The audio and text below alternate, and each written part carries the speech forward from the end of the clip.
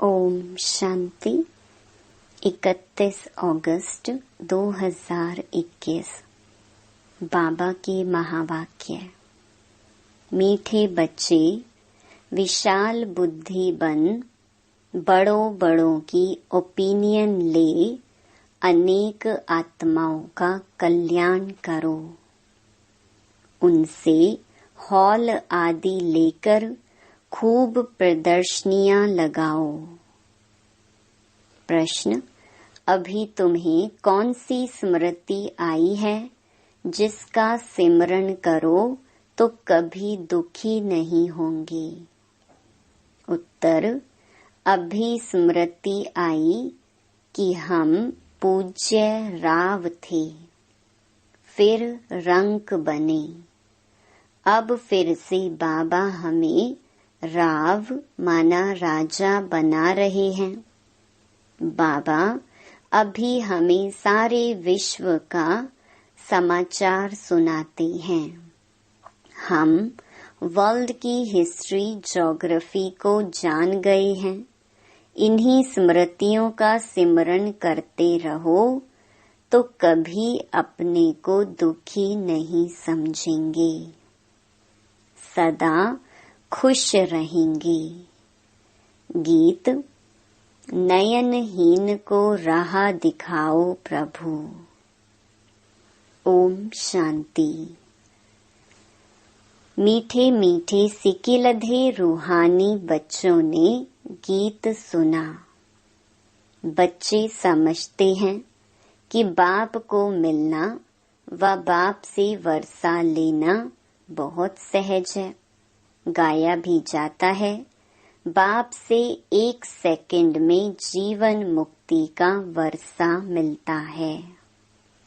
जीवन मुक्ति माना सुख, शांति, संपत्ति आदि का वर्षा। अब जीवन मुक्ति और जीवन बंध 2 अक्षर हैं। बच्चे जानते हैं इस समय भक्ति मार्ग और रावण राज्य के कारण सब जीवन बंध में हैं। बाप आकर बंधन से मुक्त करते हैं, वर्षा देते हैं। जैसे बच्चा जन्मा और माँ बाप, मित्र, संबंधी आदि समझ जाते हैं, वारिस पैदा हुआ। जैसे यह समझना सहज है, वैसे वह भी सहज है। बच्चे कहते हैं, बाबा कल्प पहले मिसल आप हमको आकर मिले हो। आप से ही सहज वर्षा पाने का रास्ता मिला है। यह तो हर एक जानते हैं, नई सृष्टि का रचयिता भगवान ही हैं। वह हमको भटकने से बचाते हैं। कल भक्ति करते थे, आज बाप से सहज ज्ञान और राजयोग का रास्ता मिला है। बच्चे अपना अनुभव सुनाते हैं कि हमने बी के द्वारा सुना कि 2 बाप हैं। यह सिवाय तुम्हारे और कोई मुख से कह न सके कि 2 बाप हैं। तुम्हारी हर एक बात वंडरफुल है।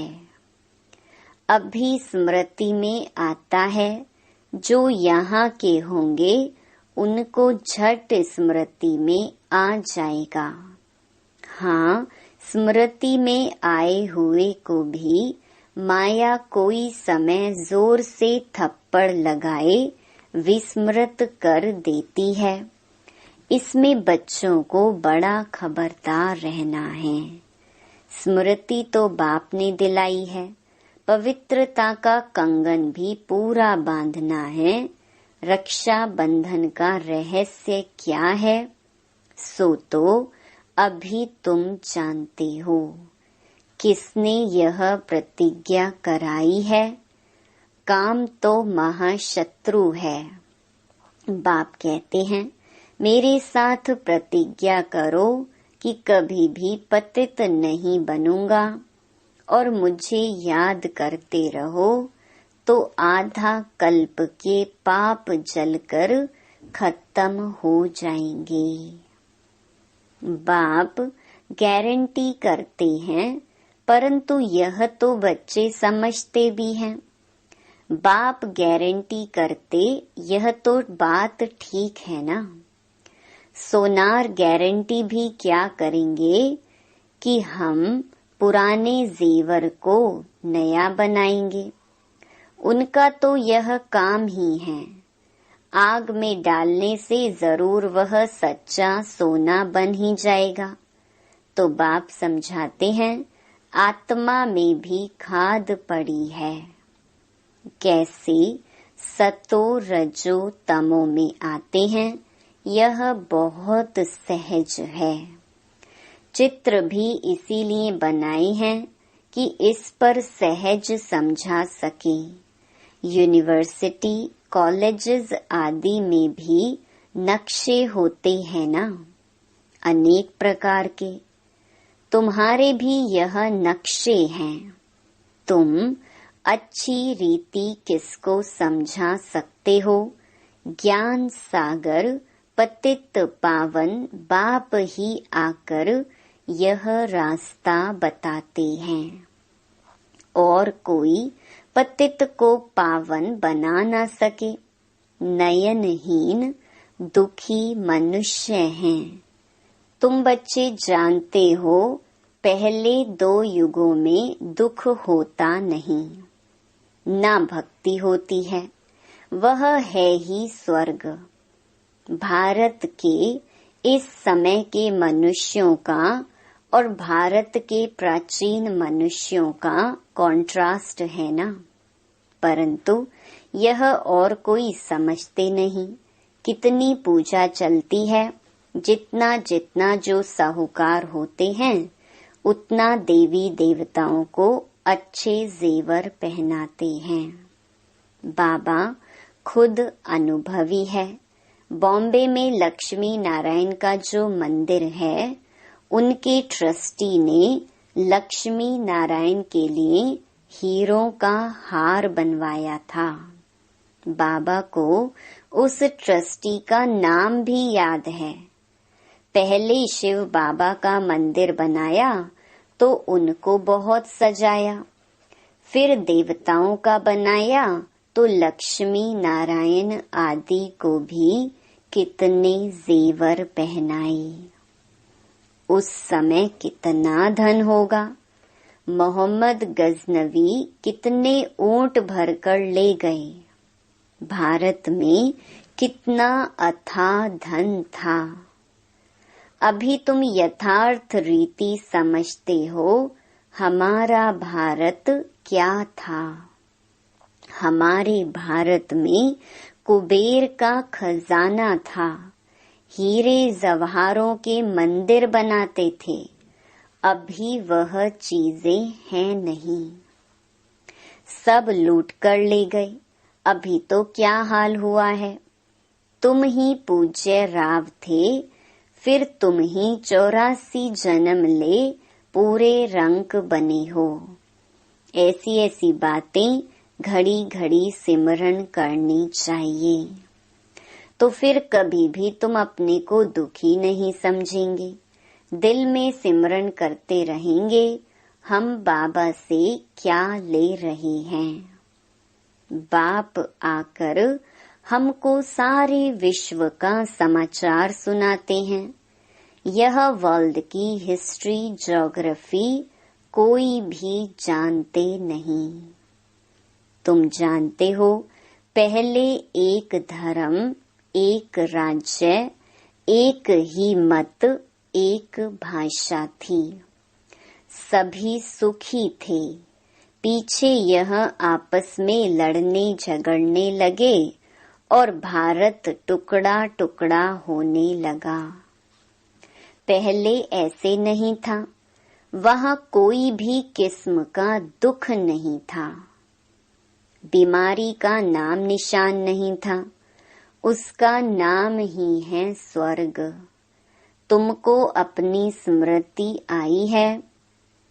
बरोबर कल्प कल्प हमको विस्मृति होती है, फिर स्मृति में आता है। पहली एकज भूल हुई है जो रचता और रचना को भूल गई। अभी तुम आदि मध्य अंत को जानते हो। सतयुग में भी यह नॉलेज नहीं होगी तो फिर परंपरा कैसे चल सकती। उस समय मुख्य तो राजे लोग ही होते हैं, ऋषि मुनि थोड़े ही होते हैं। वे द्वापर से आते हैं। ऋषि मुनि आदि को खान पान भी राजाओं से ही मिलता है। राजाएं संभाल करते हैं क्योंकि फिर भी संन्यास करते हैं ना। प्राचीन भारत का प्राचीन राजयोग गाया जाता है, प्राचीन ऋषि मुनि नहीं कहेंगे। वह तो द्वापर में ही आते हैं। वह राजाओं के आधार पर चलते हैं। कहते हैं हम रचता और रचना को नहीं जानते। बाप कहते हैं यह खुद राजाएं भी नहीं जानते। इस दुनिया में कोई भी इस नॉलेज को नहीं जानते। अभी तुम बच्चे समझदार बने हो। लक्ष्मी नारायण के मंदिर जो बनाते हैं उनको तुम लिख सकते हो। इतने लाखों रुपये खर्च कर मंदिर बनाया है, परंतु उनकी जीवन कहानी का आपको पता है। इन्होंने राज्य कैसे पाया, फिर कहाँ चले गए, अभी कहाँ हैं, हम आपको सब राज बता सकते हैं। ऐसा उन्हों को लिख सकते हो। तुम बच्चे तो हरेक की जीवन कहानी को जान चुके हो, तो क्यों नहीं लिखना चाहिए। हमको टाइम दो तो हम एक एक की जीवन कहानी बताएंगे। शिव के मंदिर जो बनाते हैं उनको भी तुम लिख सकते हो। बनारस में शिव का मंदिर कितना बड़ा है, वहाँ भी ट्रस्टी लोग होंगे। कोशिश करनी चाहिए बड़ों बड़ों को समझाएं। बड़े आदमी समझ गए तो उनका आवाज बहुत होता है। गरीब लोग झट सुन लेते हैं। मदद बड़ों की लेनी है।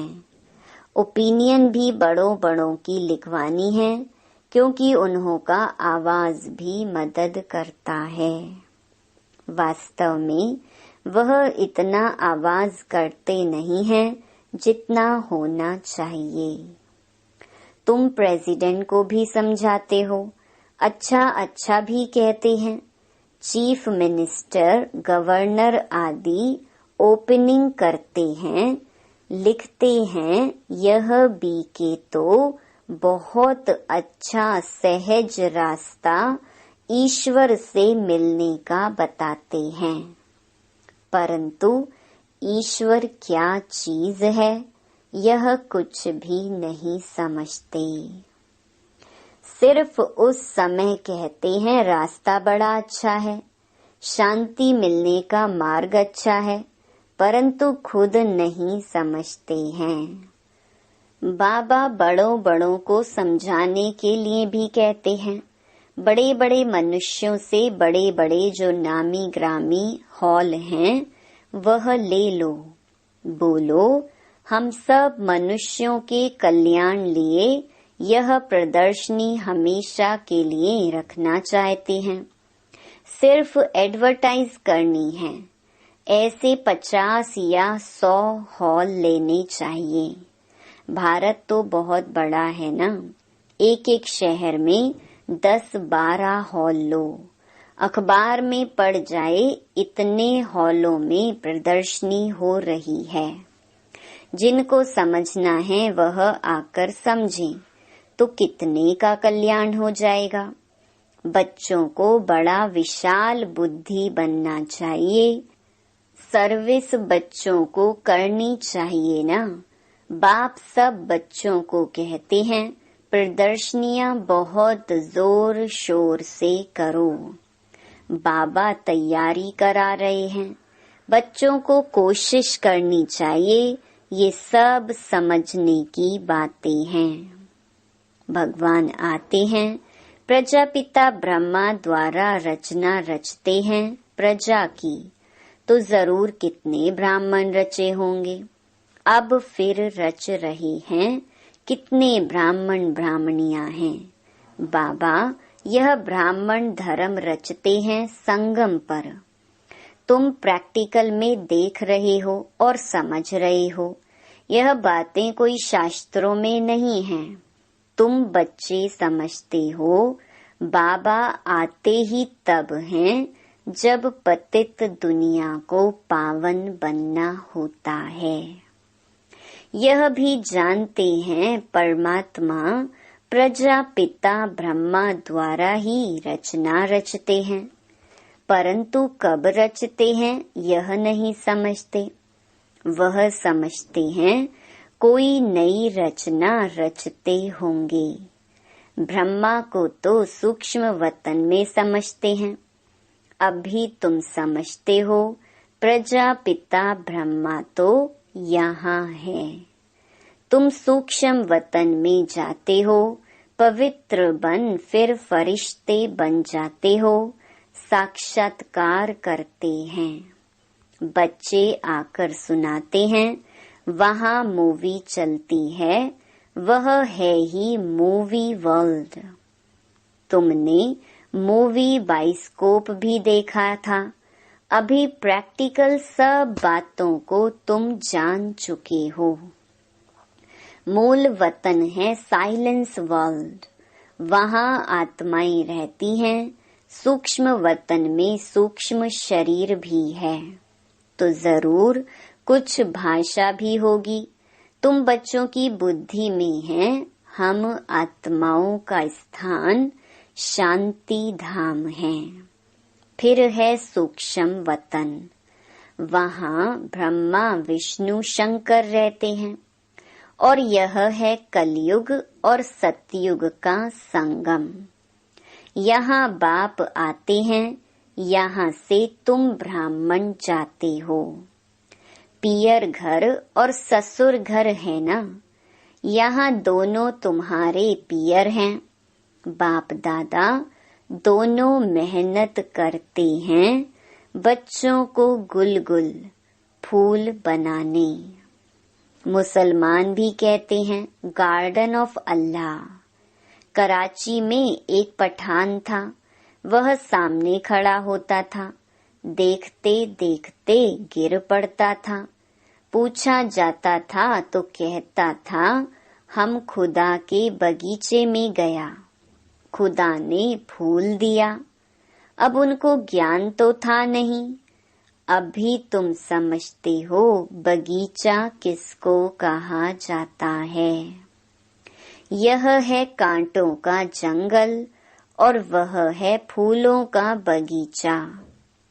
तुम्हारी बुद्धि में सारा राज है। सतयुग क्या है, कलयुग क्या है।